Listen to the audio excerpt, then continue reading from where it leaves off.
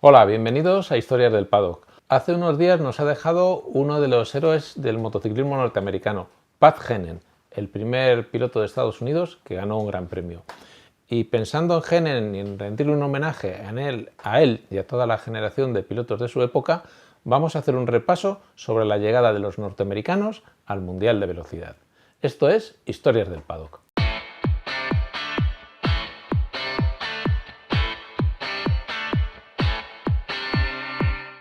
Estados Unidos durante una larga época fue el país que dominó el Mundial de Velocidad, dominó la categoría reina, que era la gran referencia del Campeonato del Mundo de Motociclismo, la categoría de 500. Y durante muchos años, durante 2 décadas, pilotos norteamericanos y también australianos se convirtieron en los reyes del Mundial de 500.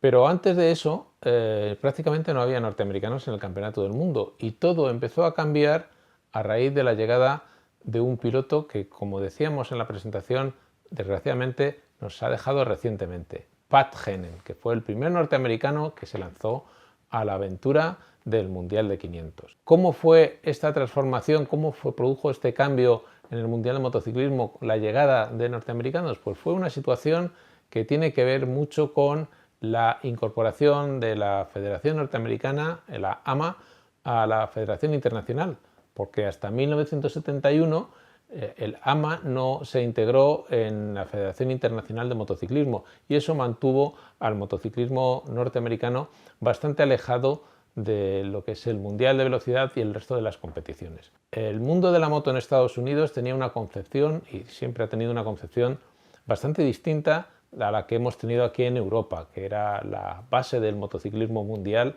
siempre se estuvo en el viejo continente, y aquí las cosas se hacían de una forma distinta de las cosas que se hacían en Estados Unidos. El concepto de competición, el concepto de motociclismo era bastante diferente y eso marcó esa distancia entre Estados Unidos y la Federación Internacional, por más que durante los años 20 y 30 el antecedente de la Federación Internacional, que era la Federación Internacional de Clubes Motociclistas, siempre intentó que Estados Unidos se incorporara a su asociación y formara parte de las competiciones que regía la Federación Internacional de Clubes Motociclistas. Hay cosas importantes que hacen que Estados Unidos se acerque al Mundial de Velocidad, o al menos al motociclismo que se hacía en el continente.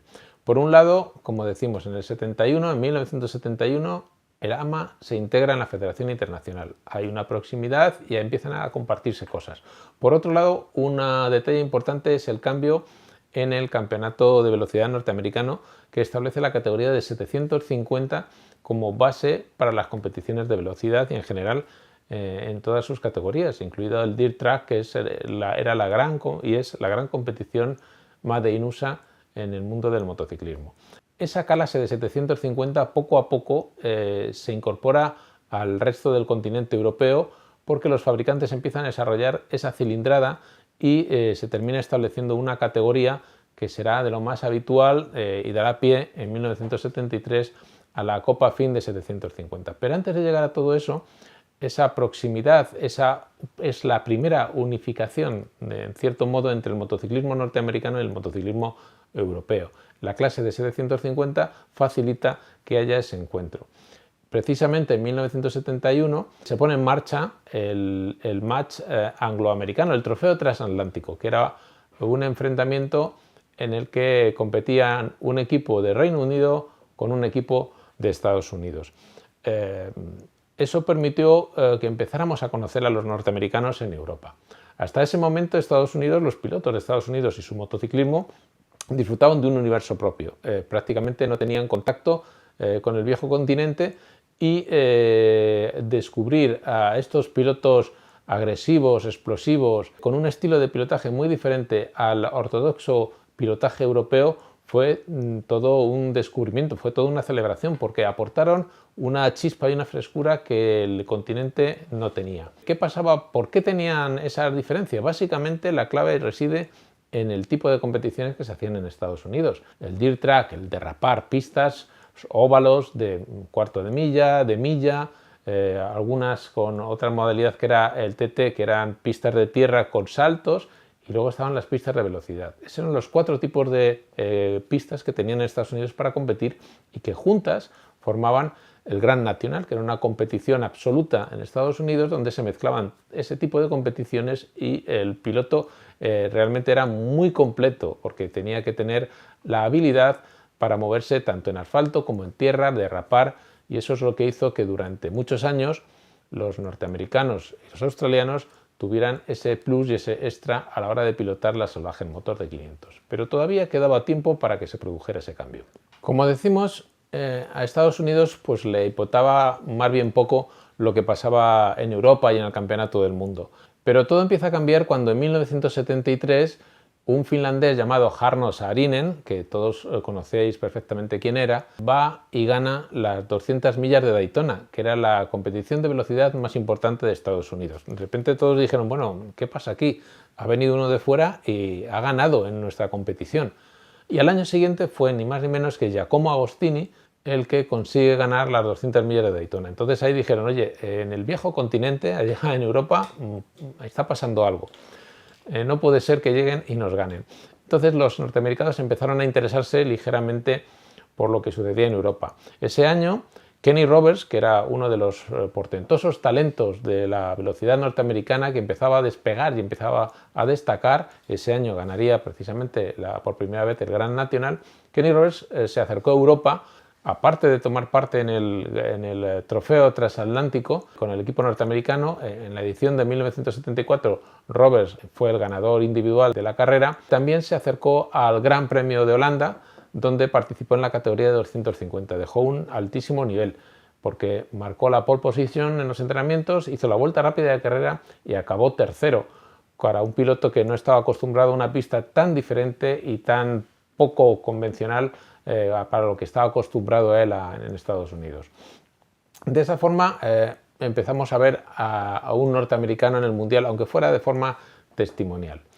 Por aquel entonces, otro joven talento norteamericano llamado Pat Henen estaba buscando su salida o estaba buscando sus opciones porque no conseguía destacar en el campeonato norteamericano. Había sido un prometedor novato, un prometedor junior, pero en el salto siguiente a la máxima categoría no encontraba un equipo suficientemente de alto nivel. Participó como miembro del equipo norteamericano del Trofeo Transatlántico y eso permitió que se hiciera notar. Con la ayuda de Rod Coleman, que era un piloto neozelandés que había disputado el Mundial en los años 50, uno de esos primeros pilotos de Oceanía que subió al podio del Mundial, pues consiguió montar una estructura para correr en el Mundial de 500 con una Suzuki RG privada y en 1976 se incorporó al Mundial. Ese primer año realmente fue excelente porque sin mucho conocimiento y sin mucha experiencia y desconociendo absolutamente las pistas europeas, Pat Henen empezó a hacer podios, hizo un segundo puesto en su segunda carrera y llegó a ganar el Gran Premio de Finlandia en esa edición y concluyó el Mundial en tercera posición. Era un resultado excepcional para un novato y con un equipo privado. A partir de ese momento Pat Henen entró en la lista de los aspirantes. Suzuki decidió ficharle y le incorporó al equipo oficial, al Suzuki Heron, junto a Barry Sin, que en 1976 había sido campeón del mundo de 500. Sin y Henen formaban una pareja excepcional, una pareja explosiva. Y en 1977 realmente confirmaron ese potencial volviendo a destacar. Como bien sabéis, Barry Sin volvió a ganar el título y Henen volvió a ser tercero, en ese caso superado por otro norteamericano, Steve Baker. Steve Baker es otro piloto que creció en las competiciones norteamericanas, que logró algunos resultados destacables y que con la ayuda de Yamaha América en 1977 dio el salto al Mundial siguiendo los pasos de Henen. Al final, después de esa temporada, teníamos a dos norteamericanos entre las 3 primeras posiciones, Steve Baker subcampeón y Pat Henen tercero. Y llegó el año de 1978, el año del cambio, el año en el que el concepto del pilotaje en el Mundial de 500 se transforma por completo con la llegada de Kenny Roberts, que impone un estilo de pilotaje mucho más agresivo, un estilo de pilotaje en el que ya derrapaba con la moto, utilizaba la rueda trasera para girar la moto y todo tenía que ver con este crecimiento de potencia de las motos de 500 que poco a poco fueron desarrollándose. Con la entrada en escena de los motores de los tiempos se convirtieron en unas motos cada vez más salvajes, más difíciles de conducir, en las que se hacía falta una técnica muy concreta que en Europa no estábamos acostumbrados a realizar. El derrapaje no era algo habitual entre los pilotos de velocidad en Europa. Sin embargo, Estados Unidos y Australia, porque los australianos eran, junto a los norteamericanos, los grandes dominadores del Mundial de 500 en los años siguientes, han estado acostumbrados al derrapaje desde siempre. El dirt track es la base de la formación de los pilotos en Estados Unidos y en Australia. Ahí es donde adquirían los fundamentos y los conocimientos necesarios para el control de la moto en el momento de derrapar. Mientras que en España, en Europa, en todos los países europeos, el aprendizaje era en circuitos de asfalto. En España era más complicado aún, eran en circuitos urbanos, o sea que no teníamos ni pistas de rodar. El caso es que con esta capacidad y esta habilidad especial que tenían los norteamericanos, no fue de extrañar que consiguieran destacar. Y esto era una cosa de muchísima tradición. Por ejemplo, el primer campeonato del mundo que se constituyó fue el de Speedway en los años 30. Y los primeros ganadores, los primeros campeones fueron australianos, norteamericanos y neozelandeses. De ahí esa tradición y ese conocimiento y esa experiencia sobre el derrapaje. Esa es la explicación de por qué en los años venideros, de 1978 hasta el año 2000, prácticamente todos los títulos, salvo 3, terminaron en manos de pilotos norteamericanos y australianos. Bueno, vamos a recapitular, porque decíamos que estábamos en el 78. Tenemos a Steve Baker, que ese año ficha por Suzuki Galina, y tenemos a Pat Hennen, que sigue con Suzuki Heron en el Mundial de 500. Llega otro norteamericano, ni más ni menos que Kenny Roberts. Kenny Roberts, como ya os hemos hablado de él en un capítulo bastante reciente, llegó con la ambición de luchar por 3 títulos, 250, 500 y también 750. Luego, la complejidad de la competición le hizo ir abandonando, por ejemplo, 250 dejó de estar en primer plano porque se centró en 500, y 750, como se disputaba fuera del marco de los grandes premios, pues le permitía llevarlo con más soltura y tener ciertas opciones. Pero se centró en los grandes premios, se centró en 500 y terminó dominando la temporada y terminó convirtiéndose en campeón. ¿Qué pasó con Hennen? Hennen ese año se había convertido sin duda en el gran rival de Roberts. Probablemente él y Roberts se habrían jugado el título hasta la última carrera. Pero antes de eso, a mitad de temporada, se produjo un acontecimiento que marcó definitivamente la vida de Hennen. Hennen en 1977 había sido invitado a correr en el Tourist Trophy de la Isla de Man. El Tourist Trophy ese año era la primera vez que salía del Campeonato del Mundo, había sufrido el boicot absoluto de todos los pilotos del Mundial y necesitaba con urgencia pilotos de renombre para conseguir atraer espectadores y que resultara rentable el negocio del Tourist Trophy para el Tourist Board de la Isla de Man. Uno de los pilotos a los que se les hizo una sabrosa oferta fue Pat Hennen, y sin tener ninguna experiencia en la Isla de Man, sin conocer ni siquiera circuitos urbanos, porque la única pista urbana donde había competido era en la de Breno en el año anterior, pues Hennen hizo una brillante quinta posición en el Tourist Trophy, en el Senior TT del Tourist Trophy de 1977. No cabe duda que el Tourist Trophy te engancha, es una competición que tiene una magia y un encanto y un embrujo especial. Y Hennen volvió en 1978, que fue precisamente el año del regreso de Mike Hallwood a la Isla de Man. Hennen fue en 1978 con la ambición de ganar el Senior TT. No tenía por qué estar corriendo allí, porque él tenía su compromiso y su mayor interés estaba en el Mundial de 500, pero el atractivo de correr en la isla, de ganar en la isla, y la suculenta oferta económica que había detrás, lógicamente, le hizo tomar parte en el Senior TT de 1978. Hizo una carrera bastante brillante, empezó un poco flojo, se recuperó, en la penúltima vuelta batió el récord de la Isla de Man, fue el primer piloto que bajó de los 20 minutos en el Mountain Course, y en la última vuelta en Bishop Court, a más de 250 km/h, chocó contra un ave que volaba y eso le descontroló y le provocó una terrorífica caída en la que quedó gravemente herido, totalmente inconsciente. Fue trasladado al hospital de Nobles para atenderlo. Ahí estuvo ingresado durante 3 meses en estado de coma, consiguió despertar de la coma y tras un largo trabajo de recuperación consiguió volver a una vida normal, pero Hennen abandonó las carreras. Cuando Hennen regresó a Estados Unidos, ya Kenny Roberts se había proclamado campeón del mundo y con Roberts se iniciaba una nueva etapa en el Mundial de 500. Roberts había demostrado a sus compatriotas que había vida más allá de Estados Unidos, que podían ganarse muy bien y hacerse profesionales compitiendo en el Mundial de velocidad. Y a la rueda de Roberts llegaron una larga relación de pilotos norteamericanos que poco a poco se fueron haciendo un hueco importante en el campeonato. Para muchos lo que hacía Roberts fuera de Estados Unidos era irreconocible. De hecho, cuando la familia de Roberts en Modesto le preguntaban los vecinos a Buster Roberts, el padre de Kenny, oye, ¿y qué hace Kenny en primavera? Dice, o en verano, que nunca está aquí en casa, dice, se va a correr en moto a Europa. Es lo que le decían el padre de Roberts a sus vecinos, porque realmente el campeonato del mundo era totalmente insignificante y desconocido en Estados Unidos.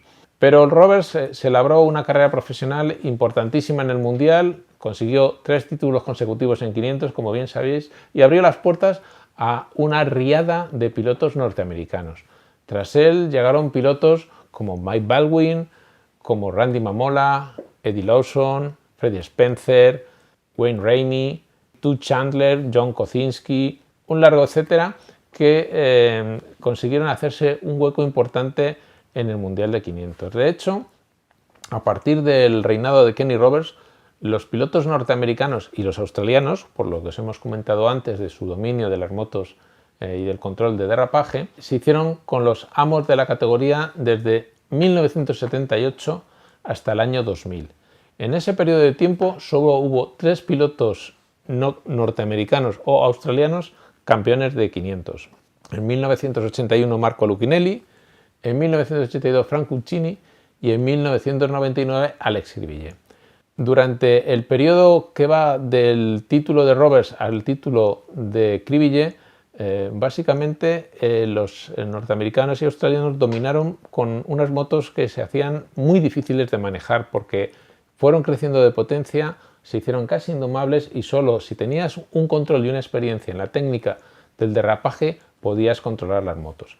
A partir de 1992, con la llegada del Big Bang, ¿os recordáis? Que también es otro episodio que hemos comentado al principio de nuestro canal, el Big Bang hizo que se transformara la categoría, las motos se convirtieron en unas motos más accesibles, no hacía falta ser un experto en el derrapaje porque las motos eran más nobles. Cualquier piloto que se desarrollaba su carrera deportiva de la forma convencional que había en Europa, primero en 125, luego en 250, así escalando categorías hasta 500, pues tendría capacidad para llegar a destacar en 500 porque no eran esas motos salvajes e indomables de antes, eran unas motos más llevaderas. La entrada del Big Bang provoca la democratización de la categoría de 500 y se culmina esa democratización con el título de Alex Cribillé. A partir de ese punto, el siguiente campeón del mundo norteamericano será Kenny Roberts Jr., el hijo de King Kenny. Gana en el año 2000, pero después de eso los pilotos norteamericanos prácticamente desaparecen del mapa. En la nueva era de MotoGP, el último campeón norteamericano será Nicky Hayden, en una inolvidable temporada con un desenlace final totalmente imprevisto en el Gran Premio de la Comunidad Valenciana. Pero poco a poco han ido desapareciendo de escena estos especialistas del derrapaje porque ya todos los pilotos se han ido formando y han ido dominando esta materia y esta especial forma de pilotar. De hecho, el último norteamericano que ganó un gran premio en la categoría reina en MotoGP fue Ben Spies, y de eso hace ya más de 10 años, fue en 2012, o sea que ha pasado mucho tiempo y vemos que los norteamericanos han desaparecido. Esa saga tan especial, ese pilotaje tan especial y esa escuela tan particular que llegaron a formar parte, ya no marca la diferencia con el resto de los pilotos. Así que la historia de los norteamericanos en 500 está a la espera de ver si se recupera el prestigio pasado, si vuelve a aparecer alguna estrella que marque el camino, que ilumine y que marque la senda a seguir a otros compatriotas norteamericanos. Bueno, y hasta aquí el episodio de hoy. Espero que os haya resultado interesante. Si es así, pues os agradeceríamos que os suscribierais, que compartierais nuestro canal, que le dierais también a la campanita para recibir las notificaciones y recordaros que ya está disponible Un siglo de gran premio. Mi último libro, un libro en el que hacemos un recorrido por lo que ha sido el Mundial de Motociclismo en diferentes épocas. Un libro que seguramente os resultará interesante. Si queréis conseguirlo, escribid a esta dirección de correo historiasdelpaddock@gmail.com. Hasta la próxima semana.